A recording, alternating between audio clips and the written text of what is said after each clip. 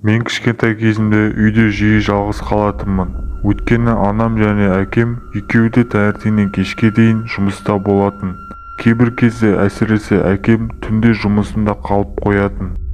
Ал әке-шешем мен әжемнің ескі үйінде тұратынбыз. Ауылда көршілерден балалар жоқ болған соң ойнайтын ешкім болмайтын.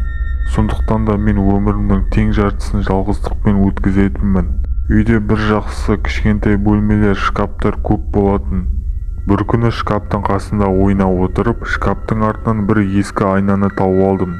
Пішіні сопақша келген қарапайым айна дейін десең, сыртқы келбеті өте сапалы істелген, маған қымбат айна секілді көрінді. Және шкаптың артында жатса да айнаны шаң баспапты. Солай мен айнаны шығарып, шкаптың қасына қойып қойдым. Күндердің бірінде мен шкаптың қасында ойнап отырып, айнадан өз келбетімді көріп, менің артымда тұрған бір қызды байқадым. Қорқып кетіп артыма қарасам ешкім жоқ. Қайтадан айнаға қарасам, қыз әйелде тұр. Бала болғандықтан ештеңені де түсіне алмадым. Тек бір нәрсеге таң қалдым. Неге қыз айнада көрінеді, ал артында қарасам жоқ. Қыздың үстінде ақ көйлегі бар және шашы қара ұзын болатын.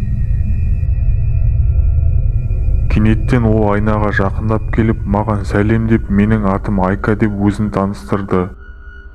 Мен де оған өзімнің атымды айтып, екеуміз сол күннен бастап күнде сөйлесе бастадық. Ал ата-анам мені өз-өзімен сөйлеседі деп ойлап қалды, себебі олар Айканы көрмейтін еді. Бір күні екеуміз сөйлесіп отырып, мен оған достарым жоқ екенін айттым. Ал ол маған, достарың жоқ болса кел бірге ойнайық деді. Мен қалай сонда деп таңырқап қалдым. Ал ол мен де білмеймін, бірақ сұрастырып көремін деді.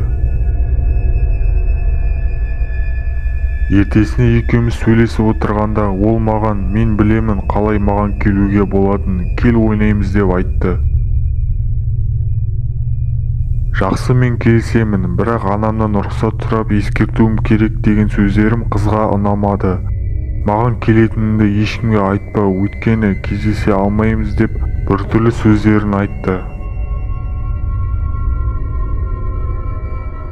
Мен үндемей тұрдым. Әке-шешемнен сұранбай кеткім келмеді. Егер бүгін келгім келмесе, ертең кел деп екеуміз келістік. Сол түні мен ұзақ уақыт бойы ұйықтай алмай, ұзақ ойландым. Мен ол айнаға қалай кіремін?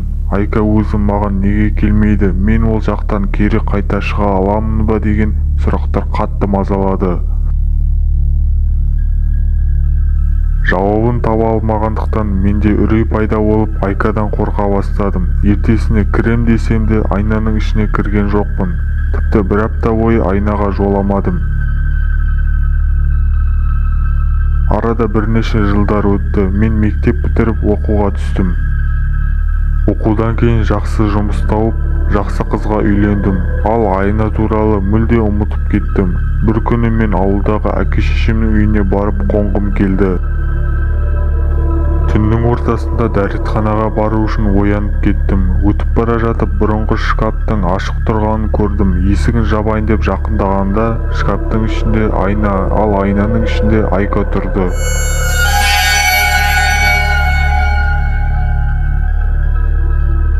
Түннің бір уақыты болған соң мен қатты қорқып кеттім.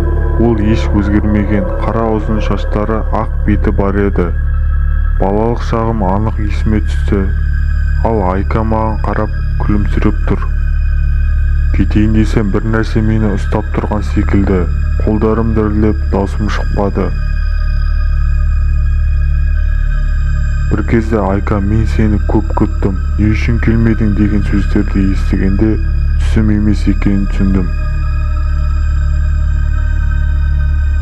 Кел ойнаймыз деді қыз. Мен қорыққанымнан жоқ деп айқайлай бастадым. Ал қыз болса күлімсіреуін тоқтатып, айнадан шығып, мені айнаның ішіне тартып алып кетті.